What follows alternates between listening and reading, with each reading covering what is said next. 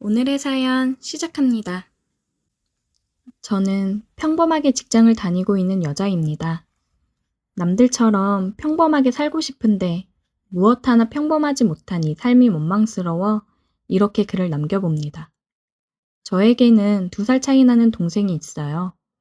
생활고로 많이 시달렸던 시기가 있었는데 그때 엄마가 저희를 버리고 집을 나갔습니다. 그래서 아빠 밑에서 컸어요. 실은 그냥 동생이랑 둘이서 서로 의지하며 살아온 거죠. 아빠는 엄마가 집을 나가고서 많이 힘들어 하시며 매일 술을 마시면서 지내셨는데 엄마한테 버려져 슬플 만도 한데 아빠가 힘들어하는 모습을 보고 그런 건지 모르겠지만 저희가 둘이 꼭 껴안고 눈물을 참고 제가 동생을 엄마처럼 챙기는 모습과 제가 아무 말 없이 조그마한 손으로 아빠 손을 꼭 잡아주는 모습을 보고 아빠가 정신을 차리셨다고 하더라고요. 그래서 아빠는 돈을 많이 벌기 위해서 해외로 나갔다 온다며 12살이었던 저에게 통장이랑 체크카드 사용법을 알려주시며 제가 동생을 잘 돌봐야 된다고 거듭 강조를 하셨고 고모에게 가끔 저희를 봐달라고 부탁을 해놓겠다고 하더라고요. 그러면서 통장이랑 체크카드는 저 혼자만 알고 사용하라고 했습니다. 아빠가 떠나시고 저는 속으로는 많이 두려웠지만 저보다 어린 동생이 있기 때문에 더 단단해져야 된다고 생각을 했습니다. 요리책을 하나 구입해서 동생에게 밥을 차려줬고 청소며 빨래 등 집안일을 하나씩 하기 시작했어요. 고모가 가끔씩 와서 장을 받아주거나 하시긴 했지만 그것도 시간이 지날수록 집에 찾아오시는 것도 줄어들더라고요. 그래도 학교 생활할 때 부모님이 필요하면 부모님 역할을 해주시긴 했습니다. 고모도 고모 아이들 키우느라 힘들고 바쁠 텐데 그 정도만 해줘도 감사한 거였죠. 그리고 주임집 아주머니도 종종 들려서 챙겨주셔서 감사했습니다. 매달 아빠가 보내주시는 돈에서 월세를 내고 생활하는 데 필요한 것들을 최소한으로 사고 최대한 아꼈어요. 내가 아끼고 돈을 모아놓으면 아빠가 더 빨리 한국으로 들어올 수 있지 않을까 싶었습니다. 아빠랑 연락은 고모가 있을 때 아주 짧게 잠깐 하거나 했어요. 동생도 감사하게 사고 한 번 안 치고 잘 자라주었어요. 옷도 몇 년에 한 번 사주고 운동화도 다 다를 때까지 신고 투정 부릴 만도 한데 오히려 운동화 빨리 망가질까봐 남자애들은 특히나 축구며 뛰어노는 걸 많이 하는데 동생은 그게 걱정이 되어 제대로 친구들이랑 어울려 놀지도 못하더라고요.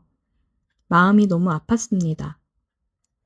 힘들어도 동생이랑 의지하면서 아빠가 돌아오시기를 기다렸어요.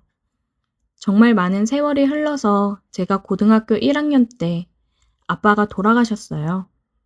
갑자기 심장마비가 왔다고 하더라고요. 아빠가 돌아와서 함께 살 날만 기다렸는데 아빠가 원망스러우면서도 먼 해외에서 혼자 일만 하시다가 돌아가셨을 거라 생각하니 마음이 너무 아프고 죄송스럽더라고요. 아빠가 보험을 들어놓은 게 있어서 사망보험금이 나왔는데 액수는 그렇게 크지는 않았고 주인집 아주머니가 월세도 많이 줄여주셔서 저희는 그곳에 계속 살 수 있었어요. 고등학생이 되어서 알바를 시작했습니다.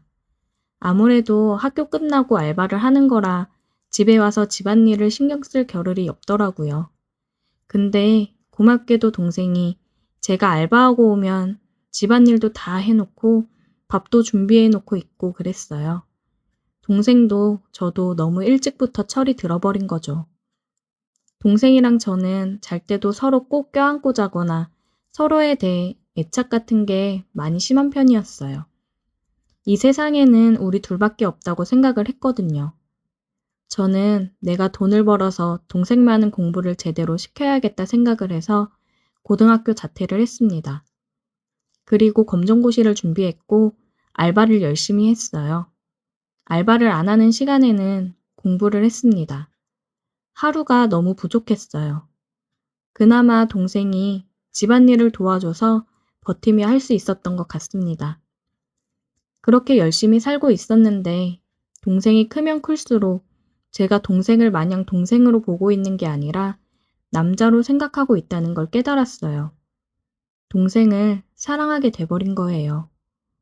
애써 현실을 부정하려고 했고 알바를 더 늘려서 동생과 좀 떨어져 있는 시간을 늘려보자 생각을 했어요. 너무 둘이서 붙어 있어서 그런 걸 거라고 애써 합리화했습니다.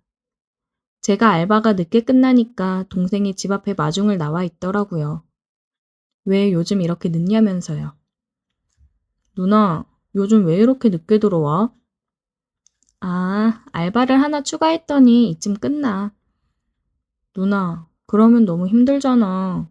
내가 알바 하나 할 테니까 하나는 그만둬. 누나도 쉬어야지.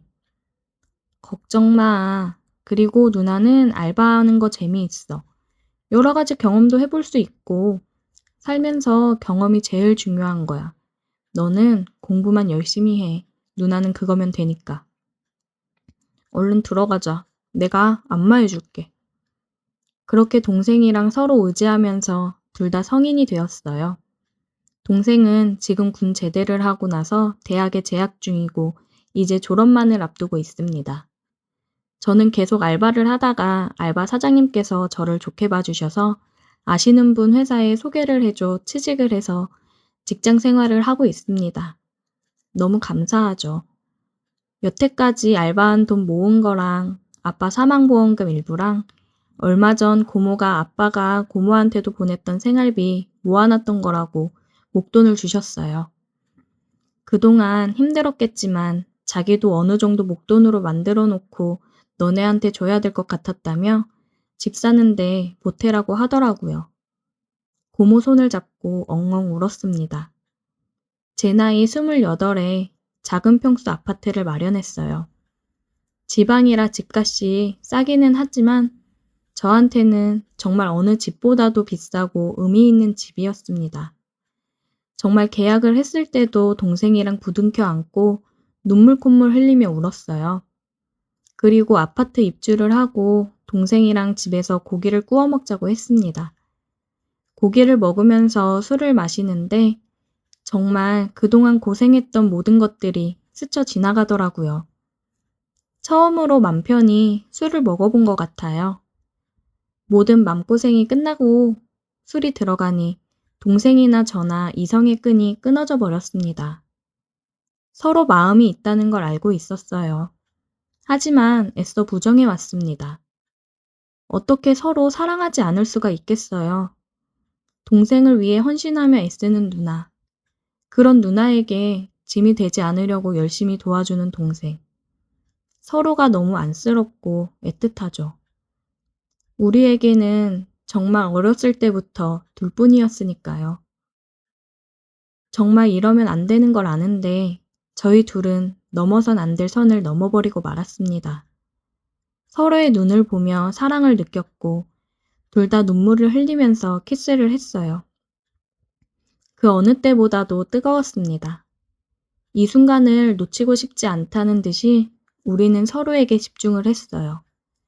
손짓, 몸짓 하나하나가 다 소중했습니다. 서로 모든 것을 탐색한 후에 하나가 되었어요. 정말 돌이킬 수 없는 강을 건너버렸습니다. 그렇게 다음날 아침을 맞이했고 우리는 서로를 보며 웃어줬어요. 모든 게 걱정이 되었지만 애써 생각하지 않으려고 했습니다. 그냥 이제까지 힘들었으니까 우리 둘이 행복한 길을 선택하자. 우리가 이 선택을 우리의 행복한 길이라고 선택을 했으면 후회하지 말자. 혹시나 후회를 하게 되는 순간이 온다면 그 누구도 원망하지 말고 놓아주자 얘기를 했습니다. 그 이후 동생이랑은 정말 연인처럼 데이트도 하고 스킨십도 하며 지냈습니다. 퇴근하고 들어와서 동생이 알바를 끝내고 오는 시간 맞춰 맛있는 음식도 준비해 놓고 하루의 일과를 얘기하며 즐거운 저녁 시간을 보내고 이전과는 크게 달라진 건 없지만 온전한 우리의 집에서 여유로움을 느낀다는 거고 서로를 보며 사랑한다고 얘기하고 입을 맞추는 게 전과 달라졌다면 달라진 점이네요. 솔직히 지금 인생에서 가장 행복한 순간입니다. 어린 나이부터 정말 많이 힘들게 살아왔고 희망과 행복이랑은 거리가 먼 삶을 살아왔는데 지금 너무 행복하다 보니까 불안해요. 동생과 제 관계를 알게 된다면 모두 저희를 보고 손가락질을 하겠죠? 남들이 다 손가락질하는 이 관계를 유지하는 게 맞는 걸까요? 앞으로 살아갈 날이 더 많은데 혹시나 서로에게 더 좋은 사람이 나타난다면 우리가 서로 정말 행복을 빌며 보내줄 수 있을까요? 동생과 저는 정말 뗄래야 뗄 수 없는 사이인데 서로가 없는 삶을 상상조차 할 수 없습니다.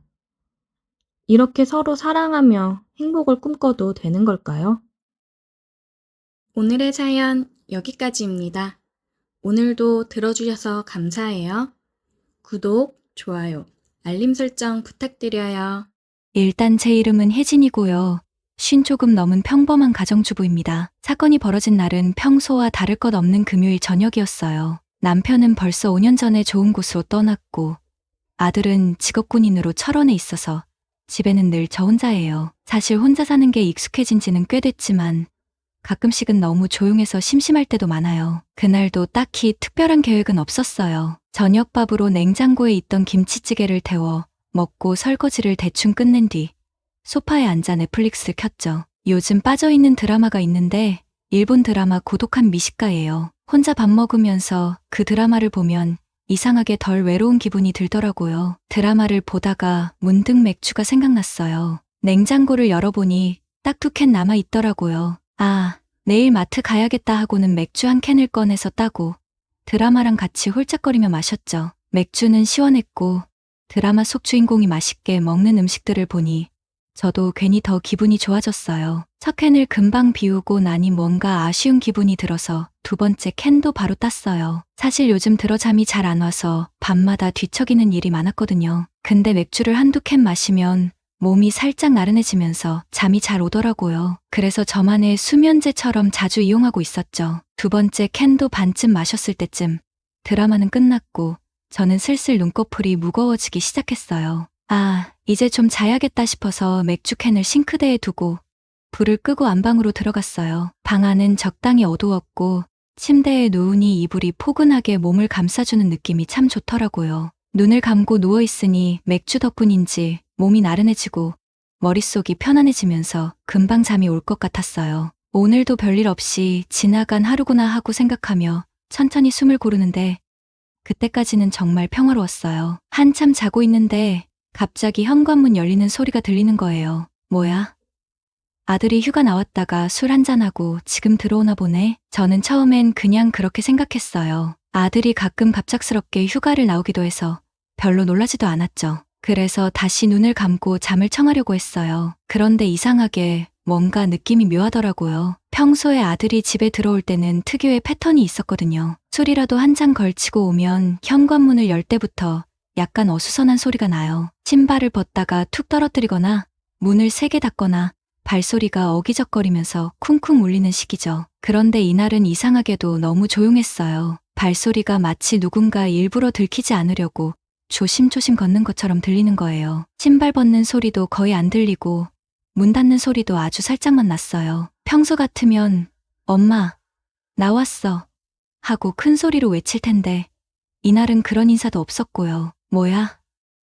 왜 이렇게 조심스러워? 혹시 무슨 사고라도 치고 온 건가? 순간 머릿속에 별의별 생각이 다 들더라고요. 혹시 술 먹고 무슨 문제를 일으켜서 조용히 들어오는 건가 싶기도 했고 아니면 친구 집에서 놀다가 늦게 들어온 걸 제가 혼날까봐 그러는 건가 싶기도 했어요. 아니, 근데 그렇다고 해도 이렇게까지 조용할 필요가 있나? 그때부터는 괜히 심장이 두근거리기 시작했어요. 평소와는 다른 그 묘한 기운이 자꾸 신경 쓰이더라고요. 침대에 누워 눈을 감고 있었지만 귀는 현관 쪽 소리에 온통 집중되어 있었어요. 발소리가 천천히 거실 쪽으로 이동하는 것 같았는데 여전히 너무 조용했어요. 마치 누군가 고양이처럼 발끝으로만 살금살금 걷는 것 같달까요? 그 순간 머릿속에 스쳐 지나가는 생각이 하나 있었어요. 아니, 근데 정말 아들이 맞는 걸까? 이런 생각이 스치면서 순간적으로 긴장감이 확 올라왔어요. 심장이 두근두근 뛰고 숨소리마저 조심스럽게 내게 되더라고요. 그런데 그때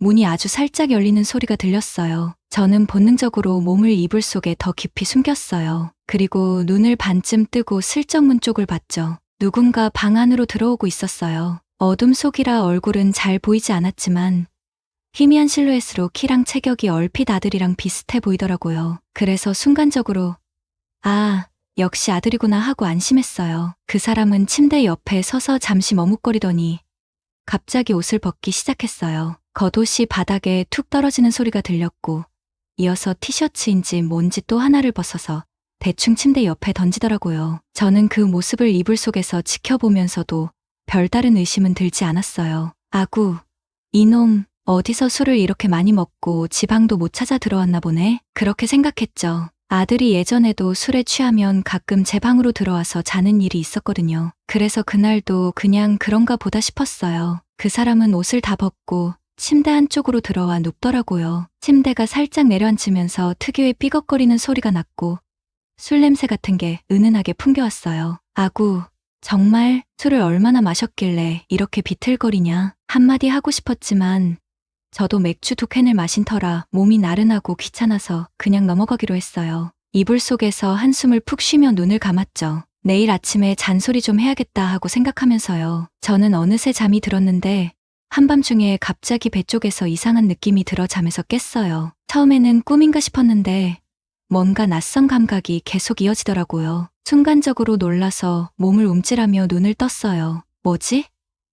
아들이 장난이라도 치는 건가? 어둠 속에서 희미하게 보이는 실루엣을 보니 아들인 줄만 알았던 그 사람이 제 몸을 돌리더니 이상한 행동을 하기 시작했어요. 그러더니 쑥 하고 저에게 들어왔습니다. 저는 당황했지만 술에 취해 정신이 없는 아들이 실수로 이러는 거라고 생각했어요. 아이고, 이놈, 술을 얼마나 마셨길래 이렇게 정신을 못 차리냐. 일단 상황이 끝나면 혼을 내야겠다고 생각하며 저는 그 순간을 참고 넘기기로 했어요. 젊어서 그런지 30분을 넘게 그 짓을 하더라고요. 오랜만에 맛보는 것이 솔직히 기분 좋았습니다. 모든 일이 끝나고 나서야 저는 이 정신없는 녀석을 혼내야겠다고 마음먹고 큰 소리로 말했어요. 야, 이 정신없는 놈아.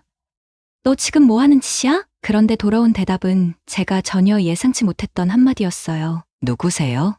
낯선 남자의 목소리였습니다. 순간 등골이 서늘해지며 머리가 하얘졌어요. 뭐야? 이게 무슨 소리야?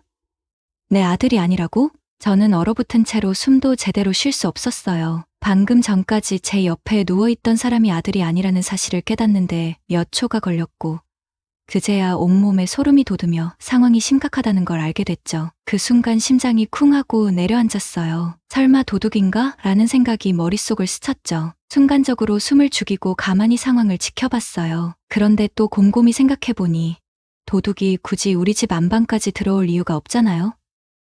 게다가 아무런 소란도 없이 이렇게 조용히 행동하는 것도 이상했어요. 그래서 용기를 내서 이불을 살짝 들추고 조심스럽게 물었어요. 아들 맞지? 하지만 대답이 없었어요. 심장이 미친 듯이 뛰기 시작했죠. 이건 뭔가 잘못됐다는 직감이 강하게 들었어요. 다시 한번, 이번에는 조금 더 큰 소리로 물었어요. 누구세요? 그제야 그 사람이 멈칫하더니 갑자기 침대 옆에 있는 스탠드 불을 켜는 거예요. 방 안이 환해지면서 그 사람 얼굴이 드러났죠. 저는 순간 얼어붙었어요. 그 사람이 누구였냐면 바로 옆집에 사는 민수 아빠였던 거예요. 저는 눈이 휘둥그레졌고 민수 아빠 역시 저를 보며 얼어붙었어요. 둘 다 입을 떡 벌린 채로 한동안 아무 말도 못하고 멍하니 서로를 쳐다봤죠. 머릿속이 하얘지면서 도대체 이 상황이 어떻게 된 건지 이해가 안 됐어요. 한참 그렇게 있다가 제가 정신을 차리고 소리쳤어요. 민수 아빠, 여기 왜 있어요? 그제야 민수 아빠가 당황한 얼굴로 손사래를 치며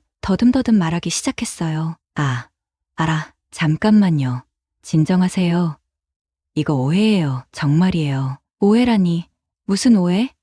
저는 너무 놀라서 침대에서 벌떡 일어나며 소리쳤어요. 아니, 오해고 뭐고.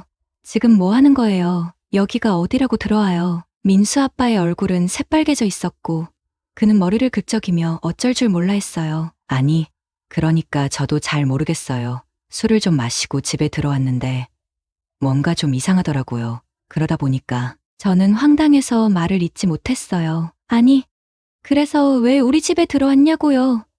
민수 아빠 집은 옆집이잖아요. 민수 아빠는 머리를 감싸주며 한숨을 내쉬더니 얼굴에 난처한 표정을 가득 담고 말했어요. 아, 그러니까 제가 술을 좀 많이 마셨거든요. 그래서 문을 잘못 열고 들어온 것 같아요.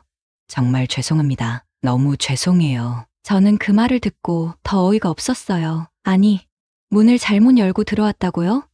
우리 집이 민수 아빠 집이랑 비슷하게 생겼어요. 그는 고개를 푹 숙이며 한없이 미안한 표정을 지었어요. 아니요, 근데 술에 취해서 그런지 그냥 문이 열리길래 제 집인 줄 알았어요. 진짜 죄송합니다. 정말이에요. 저는 한숨을 쉬며 머리를 감쌌어요. 상황은 이해가 안 되지만 일단은 민수 아빠가 술에 취해 실수로 우리 집에 들어왔다는 게 그나마 말이 되는 설명이었죠. 그렇게 민수 아빠는 자신의 실수를 몇 번이고 사과했지만 이상하게도 집으로 돌아갈 생각을 하지 않았어요. 저는 당황스러운 마음에 이제 집에 가셔야죠. 옷 입으세요. 라고 몇 번이나 말했지만 그는 여전히 머뭇거리며 자리를 뜨지 않았어요. 그러다 갑자기 민수 아빠가 술 기운이 다시 올라온 것처럼 비틀거리며 저를 바라보더니 믿기 힘든 말을 꺼냈어요. 여보, 나 물 한 잔만 줘. 저는 순간 귀를 의심했어요. 여보라니? 설마 한 번 했다고. 이 사람이 지금 제정신이 아닌 게 분명하다고 생각했죠. 하지만 술에 취한 사람과 싸워봤자 소용없을 것 같아서 일단 물을 가져다 주기로 했어요. 부엌으로 가서 물을 따라오면서도 속으로는 이 사람 정말 왜 이러는 거야? 빨리 집에 가야 할 텐데라는 생각뿐이었죠. 물을 따라 방으로 돌아오니 민수 아빠는 침대에 앉아 멍하니 천장을 바라보고 있었어요. 저는 물을 건네며 조심스럽게 말했어요. 여기요. 물 드시고 이제 집에 가세요. 민수 아빠는 물을 받아들고는 한 번에 벌컥벌컥 마셨습니다. 마치 오랫동안 목이 말랐던 사람처럼 시원하게 물을 들이킨 뒤 컵을 내려놓더니 갑자기 저를 바라보며 엉뚱한 말을 내뱉었어요. 또 먹는다. 저는 그 말을 듣고 순간적으로 얼어붙었어요. 또 한다고. 뭐라고요?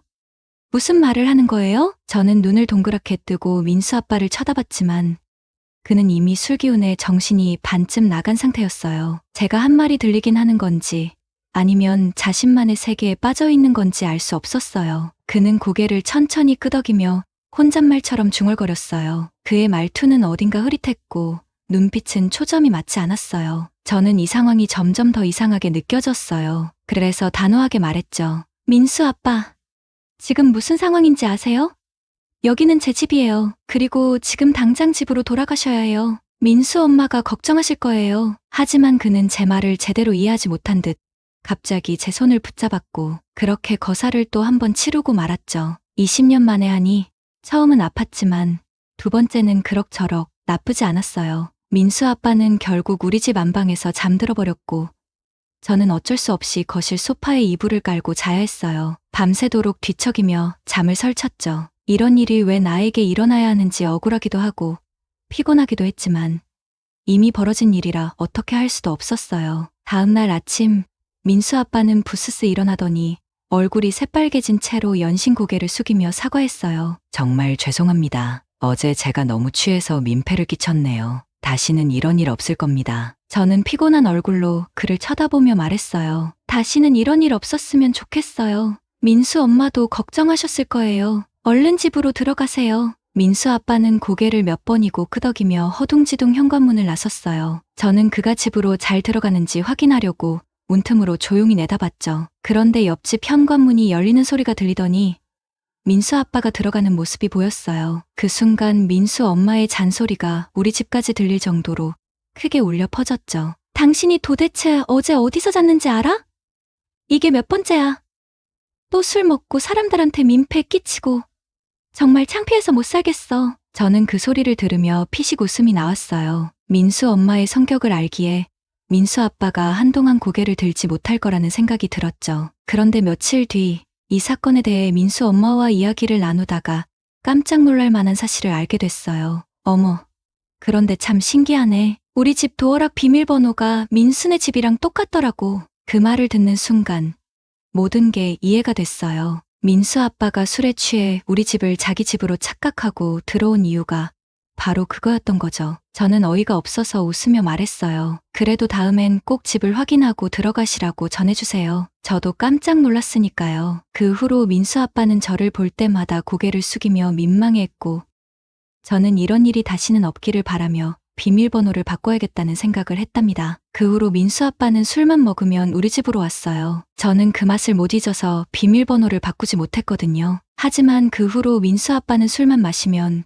꼭 우리 집으로 찾아왔어요. 처음엔 실수였겠거니 하고 넘겼지만 점점 그 빈도가 잦아지더라고요. 아유, 또 오셨어요? 제가 한숨을 쉬며 문을 열면 민수 아빠는 얼굴이 벌개진 채로 멋쩍게 웃으며 말했어요. 아이고, 또 민폐 끼치러 왔네요. 그래도 여기만큼 맛있는 데가 없어서요. 저는 민수 아빠를 쳐다보며 속으로 내심 기분이 좋더라고요. 그래서 비밀번호를 바꾸지 못했어요. 사실 민수 아빠가 우리 집에 올 때마다 맛있게 먹고 가곤 했거든요. 민수 아빠는 술에 취해도 항상 이렇게 말했어요. 이 집 정말 최고예요. 민수 엄마도 이런 맛은 절대 못 따라가요. 다음에 또 먹으러 올게요. 그 말을 들을 때마다 저도 모르게 기분이 좋아졌어요. 누군가 이렇게까지 칭찬해주는 일이 흔치 않았으니까요. 그러다 보니 비밀번호를 바꿔야겠다는 생각이 들다가도 막상 바꾸지는 못했어요. 설마 또 오겠어? 라는 생각과 함께요. 하지만 민수 아빠는 그 기대를 저버리지 않고 술만 마시면 우리 집으로 찾아왔죠. 그렇게 몇 번 반복되다 보니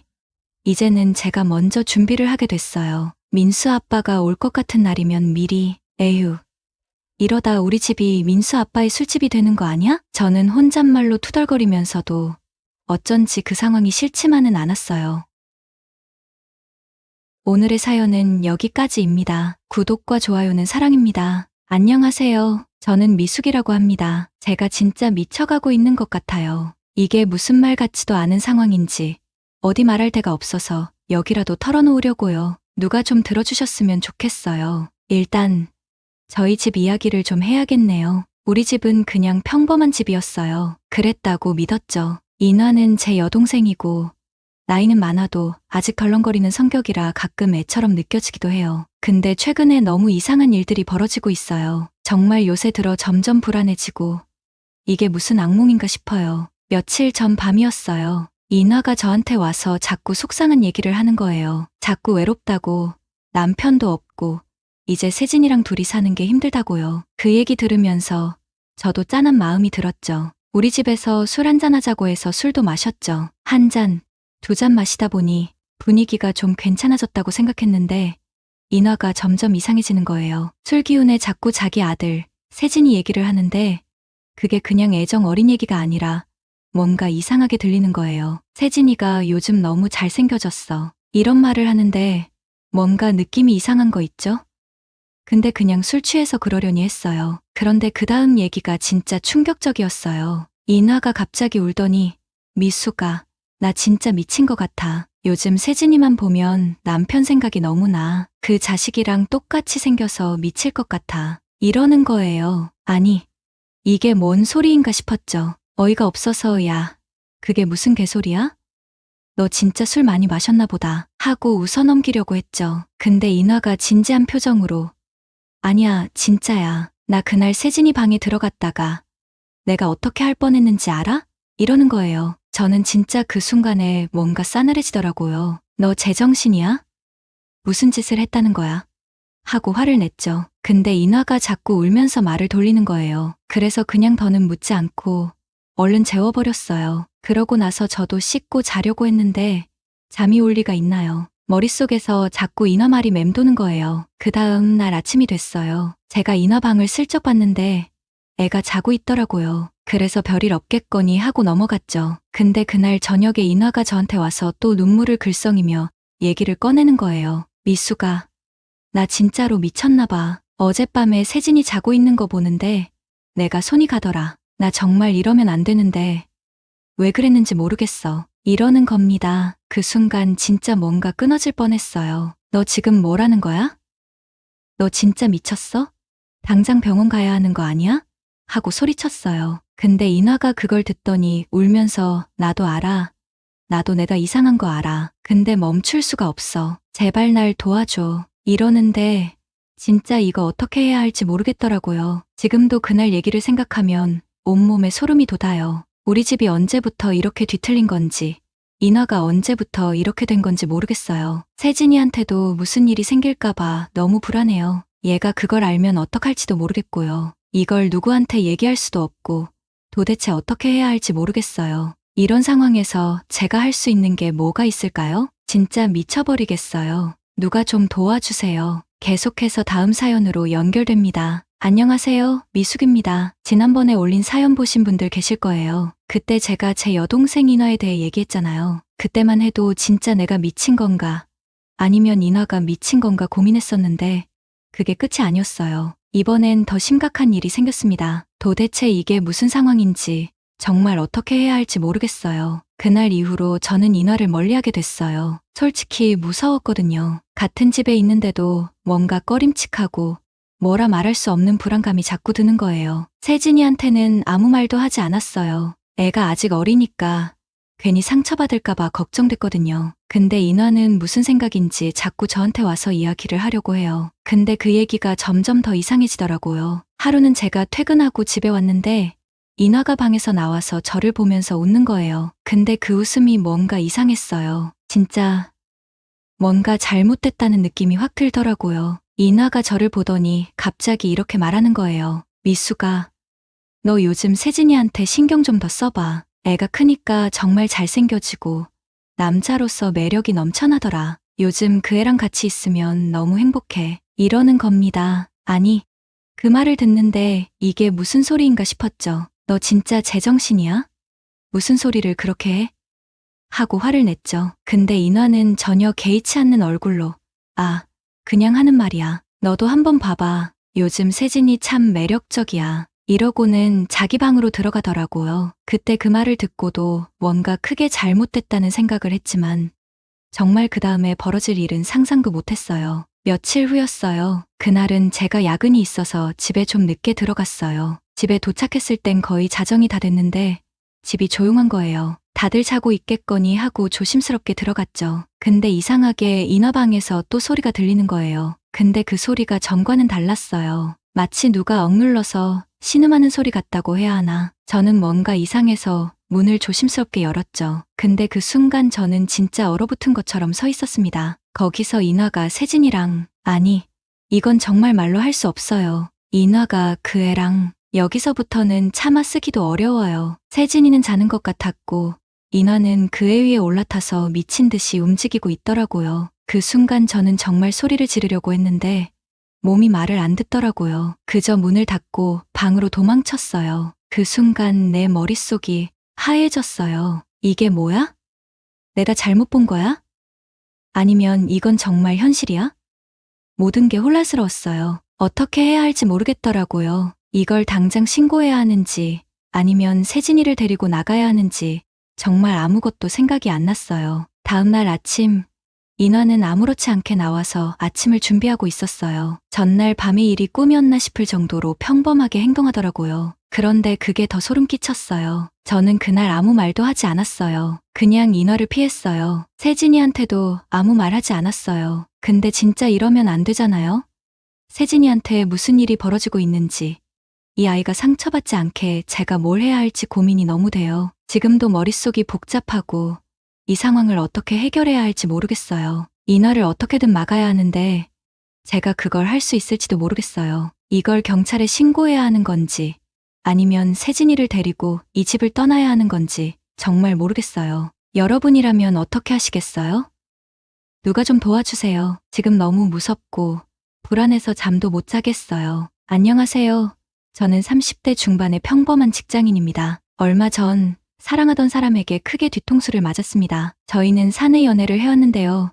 회사에서나 어디에서나 말할 수 없는 관계였습니다. 사실 저는 결혼한 유부남이에요. 이런 일탈은 인생에서 처음이었는데 정말 짜릿하고 황홀했습니다. 약 5년 전 회사에 신입 직원이 들어왔습니다. 젊고 예쁜 여성이었어요. 키는 약 160cm 정도의 적당히 글래머러스한 몸매를 가지고 있었습니다. 그녀의 똘망똘망한 눈빛은 지나가는 남자들을 모두 한 번씩 뒤돌아보게 했습니다. 새로 들어온 그 신입사원을 볼 때마다 저도 모르게 입이 벌어지고 진짜 귀엽고 예쁘다는 생각이 머릿속에서 계속 맴돌았습니다. 일주일이 지나고 신입사원 환영회가 있었습니다. 저희 팀장님이 삼겹살을 아주 좋아하셔서 회식은 항상 삼겹살집으로 정해집니다. 남자 직원 중 막내인 저는 미리 가서 자리를 준비하고 다른 직원들은 그 사이에 도착하기 시작했습니다. 입사 6년 차라도 막내라 귀찮은 일은 제가 도맡아 하고 있습니다. 저희 부서는 10명 조금 넘는 직원이 있는데 모두 자리를 차지하고 앉는 도중에 갑자기 신입사원인 그녀가 제 옆에 앉게 되었습니다. 그 순간부터 가슴이 두근두근하기 시작했고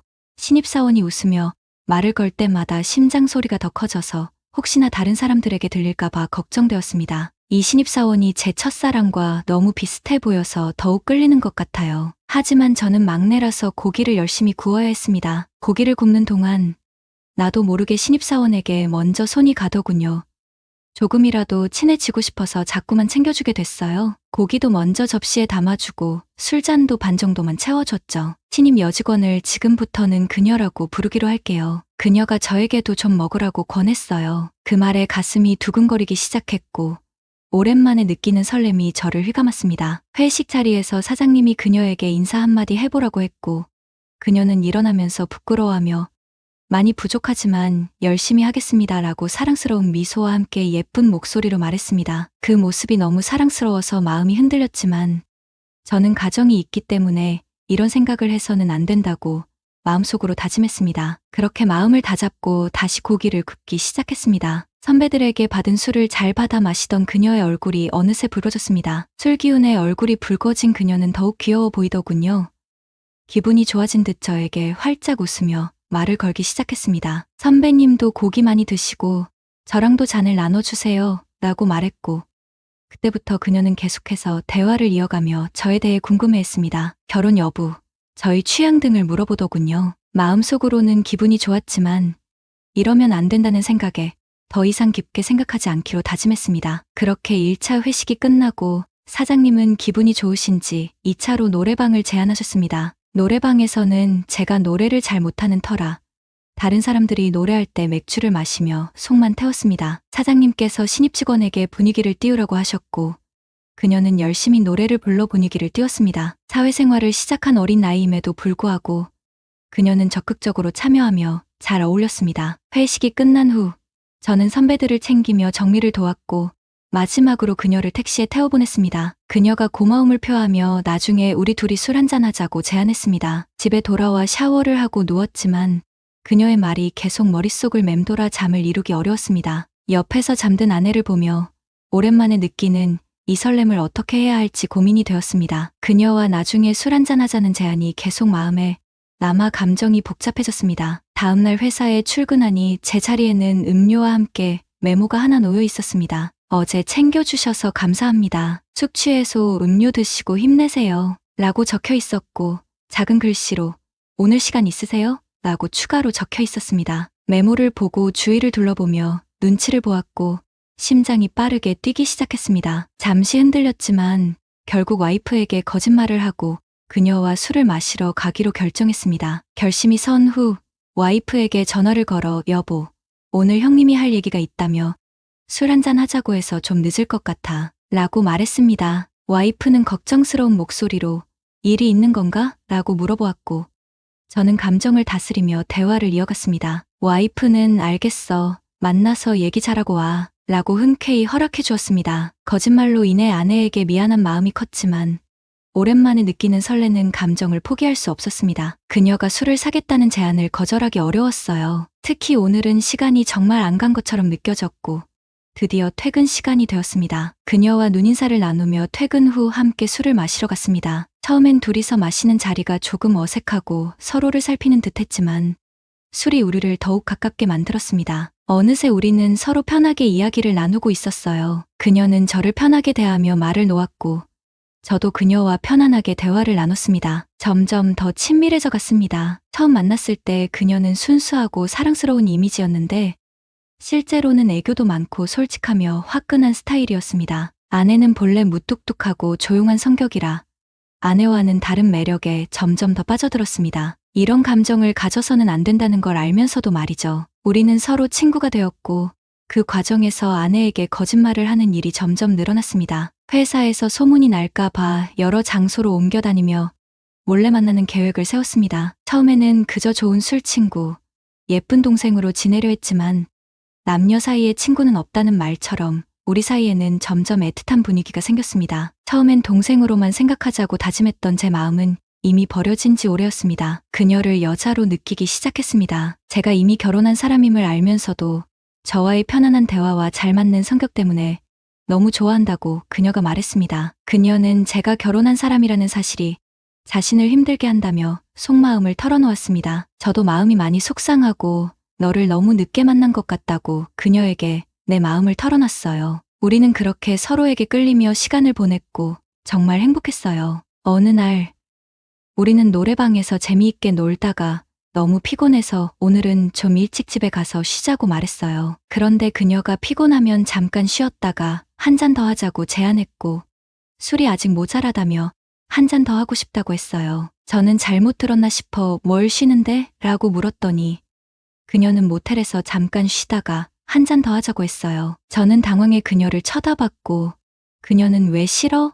라며 저를 바라보며 물었어요. 그 눈빛에 이미 저는 이성을 잃어버렸습니다. 우리는 손을 잡고 모텔로 향했고 방에 들어서자 와이프 생각은 더 이상 나지 않았어요. 마음속으로는 이러면 안 된다고 외치고 있지만 이미 저는 그녀와 입을 맞추고 있었습니다. 그녀의 아름다운 외모와 매력적인 몸매를 가까이에서 보니 정말 황홀했습니다. 저희는 서로의 성감대를 탐색하며 사랑을 나누었고 이미 돌이킬 수 없는 강을 건넌 것 같았습니다. 하지만 그 결과가 어떻든 그 순간은 너무나 달콤하고 짜릿했습니다. 사랑을 나눈 후 저희는 모텔을 나와서 이런 만남을 자주 가지기 시작했습니다. 저희는 퇴근하면 술 한잔하고 모텔 대시를 밥 먹듯이 하기 시작했습니다. 비밀스러운 만남이 더 스릴 넘치고 재미있다고 느껴졌습니다. 이런 행복한 시간들 때문에 요즘 야근이 잦아진다며 서운해하는 와이프는 생각에서 멀어졌습니다. 저희는 탕비실에서 또는 계단에서 몰래 만나 서로를 탐하고 키스하며 시간을 보냈습니다. 이런 만남이 일상이 되어버리고 죄책감조차 느껴지지 않게 되었습니다. 그러나 그녀가 어느 순간부터 만나자는 요청이 줄어들고 대화도 적어지기 시작했습니다. 요즘 왜 만남을 제안하지 않는지, 제게 기분 나쁜 일이 있었는지 궁금해하며 그녀의 마음이 식었나 봐 걱정하게 되었습니다. 그래서 고민 끝에 명품을 선물로 준비해서 그녀의 마음을 되돌리고자 했습니다. 선물을 준 후 다시 예전처럼 그녀와 가까워져 그녀의 속살을 느낄 수 있었습니다. 그러나 만남이 다시 줄어들던 중 어느 날 퇴근길에 우연히 회사 선배와 그녀가 함께 걷는 것을 보고 의심이 들었지만 그럴 리 없다며 스스로를 달랬습니다. 하지만 약속이 점점 줄어들고 그녀가 저를 피하는 것 같다는 느낌이 들었습니다. 그러던 어느 날 회사의 한 선배의 형수가 찾아와 오자마자 어떤 년이랑 바람을 피웠냐며 소리를 지르기 시작했습니다. 모두가 놀라서 형수를 쳐다보는데 형수는 핸드폰을 꺼내 어딘가에 전화를 걸었습니다. 그녀의 핸드폰이 울리기 시작했습니다. 형수는 너구나라고 말한 뒤 그녀에게 싸대기를 3개 내리쳤습니다. 그녀가 충격에 몸을 떨었고 그녀는 남편 간수 못한 게 자랑이냐?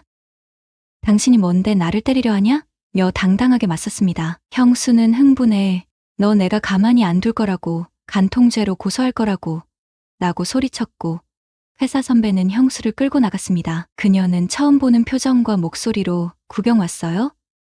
뭐 그렇게들 쳐다보고 난리야? 라고 소리쳤고 가방을 챙겨 나갔습니다. 저는 그녀와의 불륜 행각 벌였던 사람으로서 가슴이 천근만근 무거워졌고 그녀에 대한 배신감에도 불구하고 왠지 가슴이 아팠습니다. 사랑했던 그녀에 대한 마음이 아프기만 했습니다. 더 충격적이었던 건 그녀가 회사 선배와 함께 걸어가는 것을 본 그 선배가 아니라 다른 선배와도 그런 관계였다는 사실이었습니다. 나중에 알게 되었어요. 회사에서 그녀와 관계를 맺은 남자가 저뿐만 아니라 여러 명이었다는 것을요. 그들 모두 그녀에게 명품을 선물했다고 하더군요. 나도 그녀와 자주 만나면서 다른 사람들과는 언제 만나는지 의문이었죠. 그런데 형수가 찾아와 소란을 피우고 난 후에야 정신이 번쩍 들었습니다. 그럼에도 불구하고 가끔은 정말 마음이 잘 맞고 대화도 잘 통했던 그녀가 생각나요. 연락해보면 어떨까 싶기도 하네요. 오늘의 사연은 여기까지입니다. 들어주셔서 감사합니다.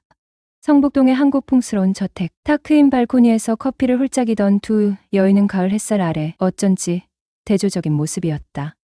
한쪽에는 우아한 베이지빛 원피스를 입고 조신하게 앉아있는 현숙. 그 맞은편에는 형형색색의 스카프와 화려한 귀걸이로 자유로운 영혼을 표출하는 옥순이 있었다. 현숙은 잔잔한 미소를 지으며 커피 잔을 만지작거렸고 옥순은 짙은 루즈를 바른 입술로 컵 가장자리를 닦으며 장난스러운 눈빛을 보냈다. 그래서 말인데, 옥순이 입을 열었다.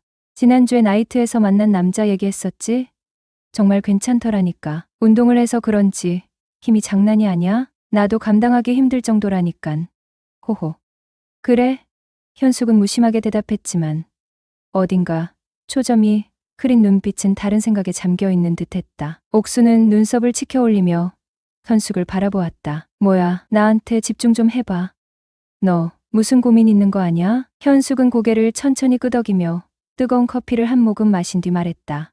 옥순아, 나 요즘 많이 외로워. 그 한마디에 옥순의 얼굴에는 흥미로운 미소가 떠올랐다. 그래? 그래서 바람이라도 피워볼까 생각 중이야? 뭐? 옥수는 깜짝 놀란 듯 눈을 동그랗게 뜨며 의자에 등을 기대었다. 이런 말 할 줄은 몰랐네. 대체 무슨 일이야? 영수 씨랑 무슨 문제 있는 거야? 현숙은 잠시 망설이다가 고백했다. 사실 우리 리스 부부로 지낸 지 꽤 됐어. 옥수는 한 손으로 턱을 괴며 흥미롭다는 듯 물었다. 얼마나 됐는데? 현숙은 씁쓸한 미소를 지었다. 3년도 훨씬 넘었지. 뭐라고? 옥수는 놀란 표정으로 현숙을 바라보았다. 벌써? 넌 아직 한창인데 영수 씨도 참. 뭔가 문제 있는 거 아니야? 현숙은 고개를 돌리며 창밖을 바라봤다. 그냥 서로 노력도 안 하게 되더라. 요즘 40대는 여자 인생의 성수기야. 어떻게 참고 살아? 성수기? 현숙은 피고쓰며 옥순을 바라봤다. 넌 항상 이런 표현이 참 저질스러워. 저질이 문제가 아니라 이건 현실이야. 암튼 많이 찾게 되는 시기는 맞잖아. 옥수는 진지하게 말했다. 그럼 차라리 나처럼 이혼을 해. 요즘엔 3명 중 1명은 이혼한다잖아. 이혼이란 게 그렇게 쉬운 줄 알아? 그럼 몰래 애인이라도 만들어. 옥수는 장난스럽게 현숙의 손을 잡으며 눈짓을 했다. 내가 괜찮은 사람 1명 소개시켜 줄까? 건장한 남자로다가. 현숙은 웃음 섞인 한숨을 내쉬며 대꾸했다. 건장한 남자라. 말만으로도 설레긴 하네. 그런데 겁나기도 하고. 아유, 융통성 없는 건 여전하네. 요즘 같은 세상에 애인 1~2명 없이 무슨 재미로 살아? 애인 없으면 팔불출이란 말도 있잖아. 현숙은 웃으며 대꾸했다. 뭐야, 팔불출 소리까지 듣는다고? 어머, 예. 그냥 웃고 넘길 일이 아니야. 요즘은 바람 안 피우는 사람보다 피우는 사람이 훨씬 많아. 옥수는 진지하게 말했다. 이렇게 두 사람은 한바탕 떠들다. 옥수는 나이트에서 만난 남자의 전화를 받고 떠났다. 혼자 남은 현숙은 점점 더 깊은 생각에 빠지기 시작했다. 영수와 현숙은 20년 전에 만났다. 당시 영수는 부모님의 유산으로 물려받은 회사를 운영하며 홀로 살고 있었고, 여상 졸업을 막 끝낸 20살의 현숙은 그의 첫 비서로 일하게 되었는데, 회식이 끝나고 현숙이 그의 앞에 나타나 고백하면서 둘 사이의 교제가 시작되었다. 연애 1년 후 영수는 41세, 현숙은 21세의 나이에 부부가 되었다. 젊은 시절 이혼의 아픔을 겪고 혼자 살아온 영수는 현숙의 엄마와 고작 3살 차이 나는 나이였으나 두 사람은 주변의 축복을 받으며 행복하게 결혼 생활을 시작했다. 부부의 결혼 생활은 순조로웠다. 결혼 직후 태어난 아들은 이제 명문대학에 입학하여 기숙사에서 지내고, 영수는 회사를 키워 업계에서 독보적인 자리를 차지했다. 그들은 성북동의 큰 저택에서 호화로운 생활을 하며 운전기사와 가정부를 두고 행복한 시간을 보냈다. 한마디로 10년의 나이 차이를 극복한 그들은 성공적인 결혼 생활을 이어온 것이다. 하지만 문제는 예상치 못한 곳에서 찾아왔다. 역시나 나이 차이였다. 결혼 20년이 지나 영수는 61세가 되었고 현숙은 41세가 되었다. 영수가 57세가 되던 해부터 강요와 예혈관 질환으로 인해 부부관계가 점점 소원해지게 되었고, 이에 따라 부부 사이에는 심각한 갈등이 생기기 시작했다. 처음 이유를 전혀 모르던 현숙은 영수가 낯이 자신을 돌보듯이 대하는 것을 보며 그가 자신을 여자로 보지 않는다고 느꼈고 불화가 생기기 시작했다. 40대 초반에 현숙은 한창 물이 오르기 시작하는 나이였고 60대에 접어든 영수는 만성질환으로 인해 현숙을 만족시키기엔 턱없이 부족했던 것이다. 그리고 현숙은 부잣집 사모님답게 40세라는 나이가 믿기지 않을 정도로 늘씬한 몸매와 미모를 꾸준히 관리하고 지냈기에 아들과 함께 외출할 때는 아들의 연상 애인으로 보인다는 얘기를 우스갯소리로 들을 정도였으니 젊은 아내를 둔 영수는 이런 상황에 깊은 고민에 빠지기 시작했다. 병원에서는 더 이상 치료가 불가능할 정도로 발기부진이 심각해졌고 현숙에게 젊고 건장한 남자가 나타나서 자신으로부터 멀어질까봐 걱정이 되어 마음이 불안해졌기에 더 이상 일에 집중할 수 없을 정도로 신경이 쓰였다. 하지만 공교롭게도 밤에만 빼고 두 사람 사이에는 큰 문제가 없었다. 현숙은 영수를 무척 사랑했고 그의 친정에 경제적인 어려움이 닥칠 때마다 아무 조건 없이 도움을 주었기에 현숙은 항상 영수에게 의지하고 우러러 보았다. 그래서 20년 넘는 나이 차이를 극복하며 아무 문제 없이 살아왔던 그들이었다. 그러나 현숙에게도 한계가 찾아오기 시작했다. 건강한 사내와 데이트하는 꿈을 자주 꾸기 시작하며 외로움을 느끼기 시작했던 것이다. 그녀에게는 자신의 감정을 채워줄 누군가가 필요하다는 것을 깨닫게 되었는데 영수는 이런 상황을 눈치채고 차라리 현숙에게 남자를 만들어주는 것이 좋겠다는 생각을 하게 되었다. 어느 날 조용하던 거실에 초인종 소리가 울려 퍼졌고 주방에서 설거지를 하던 아줌마가 서둘러 현관으로 달려가 인터폰을 받았다. 사모님, 오늘 오기로 한 사람인데요. 그래요. 어서 열어주세요. 자리에서 일어난 현숙도 현관으로 갔다. 어서 오세요. 만나서 반가워요. 안녕하세요. 처음 뵙겠습니다. 김경태라고 합니다. 현관으로 들어오는 사내를 보고 순간 놀란 현숙이었다. 자신을 김경태라고 소개한 사내는 30대 초반에 얼굴은 약간 험상궂은 인상을 가지고 있었고 무엇보다 자신보다 월등히 큰 185cm의 커다란 키였다. 한참을 올려다봐야 하는 것에 현숙은 아니, 키가 왜 이렇게 커요? 하며 반갑게 맞아주었다. 사모님, 앞으로 잘 부탁드립니다. 근데 경태 씨, 젊으신 분이 집안일이나 잡심부름같이 허드렛 일을 하실 수 있겠어요? 상관없습니다. 시켜만 주시면 뭐든지 잘 해낼 자신 있습니다. 경태는 아주 씩씩하게 큰 소리로 대답했다. 호호, 자신감 있는 모습이 참 보기 좋네요. 앞으로 잘해봐요. 네, 사모님, 열심히 하겠습니다. 수키 아주머니, 이분 데려가서 지낼 곳과 이 집에서 기본적으로 지켜야 할 사항들을 알려주세요. 네, 사모님. 경태 씨라고 했죠. 저 따라오세요. 5년 넘게 집안의 허드렛 일과 운전기사를 해오던 홍 씨가 최근 건강상의 이유로 일을 그만두게 되었는데 부사관으로 복무를 하다 다리를 다쳐 제대하고 직장을 구하던 중 영수의 집안 어른의 소개를 받아 일하러 오게 된 것이었다. 현숙은 점점 더 힘들어하고 있었다. 영수는 밤 10시만 되면 목석처럼 잠들 뿐이었고 남자의 손길이 너무나 그리웠다. 눈을 감은 채 이런저런 생각에 잠겨있던 내 머릿속으로 방금 전까지 함께 있던 다부진 체격에 경태 얼굴이 떠올랐다. 한 번은 테라스에 앉아 커피를 마시고 있었는데 넓은 정원에 심어진 많은 나무들을 혼자서 관리하느라 더운 날씨 탓에 땀을 뻘뻘 흘리며 일을 하고 있는 경태와 눈이 마주쳤다. 사모님, 뭐 시키실 일이라도 있으세요? 아니요, 그냥 바깥바람 쉬며 커피나 한잔 하려고요. 사모님, 오늘따라 더 아름다우시네요. 더우니깐 밖에 너무 오래 있지 마세요. 네, 그럴게요.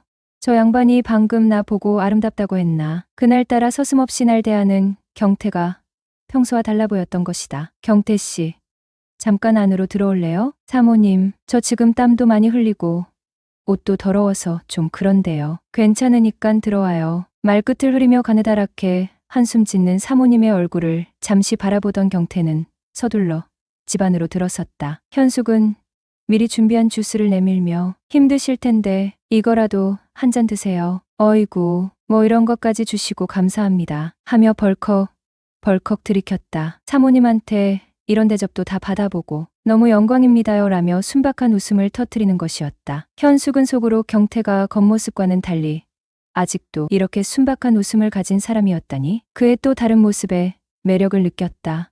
현숙은 잠시 경태와 더 이야기가 더 하고 싶어졌다. 경태 씨, 이렇게 힘든 일을 하면서도 항상 웃는 얼굴이네요. 비결이라도 있어요? 경태는 그녀를 바라보며 해맑게 웃었다. 사모님께서 이렇게 잘 대해주시니까요. 그리고 제 성격이 원래 이래요. 긍정적으로 사는 게 최고잖아요. 그의 말에 현숙은 웃음이 터졌다. 긍정적이라.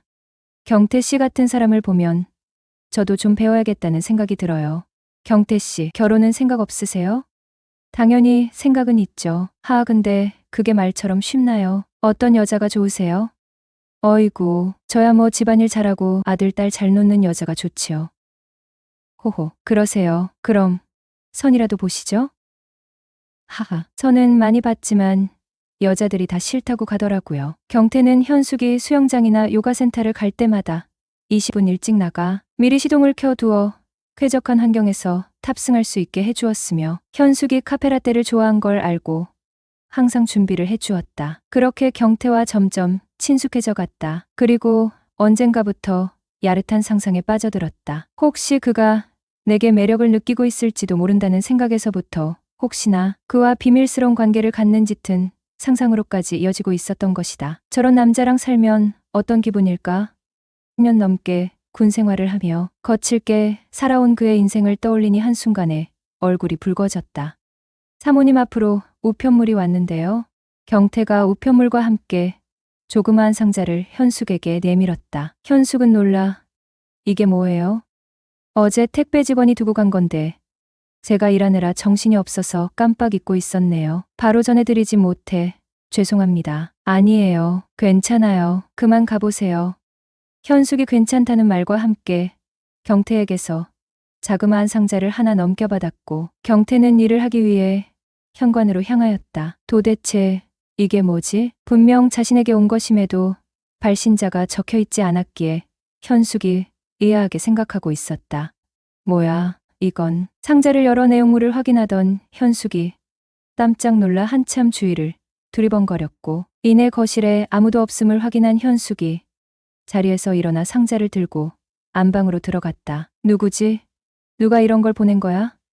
혹시 옥순이 장난을 친 건가? 왜냐하면 사진은 얼굴을 가린 남성의 사진이었기 때문이다. 한 번도 아닌 두 번씩이나 자신에게 그런 사진을 보내는 사람이 누구인지 생각해 보았지만 아무리 생각해도 마땅히 떠오르는 사람이 없었다. 옥순아, 너 혹시 나한테 사진 같은 거 보냈니? 아니, 난 아닌데 그런 거 보낸 적 없는데 갑자기 왜 그러는 건데? 그게 있잖아. 누군가가 자꾸 나한테 이상한 사진을 보내는 거야. 이번이 네 번째야. 도대체 어떤 사진인데? 그게 너한테 말하기도 민망하다 야. 왜? 이상한 그런 거야? 분명 날 아는 사람인 것 같은데. 근데 너도 알잖아. 내 주변엔 그럴 만한 사람이 없다는 거. 그러게, 혹시 너희 신랑이 그런 거 아니야? 누가 이딴 걸 자꾸 보내는 거지. 사람을 아주 우습게 보는 거야 뭐야? 현숙은 점점 화가 났다. 왜냐하면 사진이 올 때마다 그 수위가 점점 세졌기 때문이다. 그날은 어찌나 놀랐던지 얼굴이 화끈거리고 온몸에 땀이 다 나는 현숙이었다. 처음엔 사진 속 주인공이 누구인지 짐작도 되지 않았으나 현숙도 사진 속의 주인공이 경태가 안 할까 살짝 눈치는 채고 있었다. 분명 범인은 자신을 잘 알고 있는 사람일 거라 생각하고 있었기 때문이다. 아주머니 경태 씨는 안 보이는데 어디 갔어요? 예촉이 고친다고 조금 전에 나갔는데요. 급하게 시키실 일 있으시면 바로 들어오라고 할까요? 아니, 괜찮아요. 시원한 커피나 한 잔 가져다 주세요. 그리고 잠시 뒤 현숙의 발길은 전혀 엉뚱한 곳으로 향하고 있었다. 마치 보이지 않는 힘에 이끌리듯 그녀는 단연간 가본 적 없던 별채의 방문 앞에 멈췄다. 경태가 지내는 곳이었다. 목적지에 다다른 현숙은 조심스럽게 손을 뻗어 손잡이를 잡고 천천히 돌려 방문을 열었다. 방 안에는 특별히 볼만한 것이 없었다. 오래된 가구들과 구석에 쌓인 잡동사니들만이 공간을 채우고 있었다. 내가 괜히 왔네. 현숙은 경태의 방을 훑어보다가 문득 자신의 행동이 어리석게 느껴져 고개를 절레절레 흔들었다. 그녀는 몸을 돌려 밖으로 나가려고 했다. 하지만 문 앞에 서 있는 경태를 마주치자 깜짝 놀라고 말았다. 어머나, 현숙의 목소리는 떨렸다. 사모님, 여긴 어쩐 일이세요? 현숙은 당황의 말을 더듬었다. 그러니까 경태 씨, 갑자기 찾아와서 미안해요. 당황한 현숙과는 달리 경태는 아주 침착해 보였다. 사모님, 그런 말씀 마세요. 언제든지 찾아오셔도 됩니다. 여긴 사모님 댁이니까요. 그래도 남자 혼자 사는 집에 불쑥 찾아온 건 제 잘못이죠. 현숙이 변명하듯 말했다. 그런가요? 전 잘 모르겠는데요. 사모님이 오고 싶으면 언제든지 환영입니다. 그럼 전 이만 가볼게요. 현숙이 서둘러 말을 마치며 나가려 했지만 경태는 그녀를 가로막으며 말했다. 이건 아니죠. 사모님, 올 때는 마음대로 왔어도 갈 때는 마음대로 못 가십니다. 현숙은 그 순간 무언가가 잘못될 것을 직감했다. 현숙은 다시 한번 경태의 옆을 피해 방을 나가려 했지만 그녀의 뜻대로 되지 않았다. 그 순간 현숙의 머릿속은 복잡해졌다. 사모님, 저도 왜 이러는지 모르겠어요. 하지만 당신도 알고 있잖아요. 경태의 목소리는 절절했다. 현숙은 잠시 동안 망설였다. 왜냐하면 진작부터 사진 속 주인공이 경태란 걸 알고 있었기 때문이다. 하지만 현숙은 경태로 인해 새로운 여자로 태어나고 있는 자신을 느끼며 그 순간만은 모든 것을 잊어버리고 있었다. 사진 속의 남자가 경태였기를 바랐던 자신의 마음을 숨길 수 없다는 것을 깨달았기 때문이었다. 그렇게 10년이 흘렀다. 영수는 경세가 악화되어 더는 일상을 함께할 수 없었고 병원에 누운 채 현숙의 손을 꼭 잡고 마지막 날들을 보냈다. 하루하루가 간절했던 시간 속에서 그는 마지막으로 그녀에게 한 통의 편지를 남겼다. 현수가, 나는 너가 행복하길 진심으로 바래. 평생 내 곁에 있어줘서 고마웠어. 사실 경태는 내가 너를 위해 선택한 사람이야. 내가 더 이상 너를 행복하게 해줄 수 없다는 걸 알았을 때 너의 곁에서 부족한 부분을 채워줄 사람을 찾고 싶었어. 그게 바로 경태였어. 그러니 죄책감은 가지지 말고 남은 인생을 즐겁게 살아가길 바래. 나 대신 경태와 함께 웃으면서 말이야. 영수는 그 말을 끝으로 세상을 떠났다. 편지를 읽으며 현숙은 한참 동안 아무 말도 하지 못했다. 눈물이 끊임없이 흐르는 가운데 영수가 그녀를 얼마나 깊이 사랑했는지, 얼마나 큰 희생을 했는지 비로소 이해할 수 있었다. 그의 마지막 선택이 자신을 위한 사랑이었다는 사실이 가슴을 아리게 했다. 그 이후로도 경태는 집을 떠나지 않았다. 여전히 별채에서 생활하며 집안일을 거들었고 현숙과는 하루하루 함께 시간을 쌓아갔다. 하지만 가끔은 이런 생각이 들었다. 경태 나이도 어느새 40을 넘겼는데 평생을 결혼도 포기한 채 내 곁을 지키는 게 정말 그에게 행복한 일일까? 경태가 늘 말하던 대로 그는 현숙이 잘 지내는 모습을 볼 때마다 그저 행복하다고 했다. 그러나 현숙은 알았다. 그의 마음 한켠에는 지워지지 않는 외로움이 있다는 것을. 그녀는 자신을 향한 그의 헌신이 고맙기도 했지만 한편으로는 미안했다. 이제 그를 놓아줘야 할까? 현숙은 깊이 고민했다. 그녀는 영수가 남긴 편지와 경태의 모습을 떠올리며 답을 내리기로 했다. 어느 날 차 한 잔을 앞에 두고 그녀는 조심스레 말했다. 경태 씨, 이제 당신도 당신의 행복을 찾아야 하지 않을까요? 나는 괜찮아요. 정말로요. 경태는 잠시 머뭇거리다가 웃었다. 현숙 씨가 괜찮다면 저도 괜찮습니다. 하지만 제 행복은 이미 여기에 있는 거려. 그 말에 현숙은 눈시울이 붉어졌다. 그러나 그녀는 마음을 굳게 먹었다. 영수의 편지처럼 그녀도 경태가 진정으로 행복할 수 있도록 그의 손을 놓아줄 준비를 해야 했다. 삶은 그렇게 서로를 떠나기도 하고 다시 만나기도 하면서 각자의 행복을 찾아가는 여정임을 깨달은 순간이었다.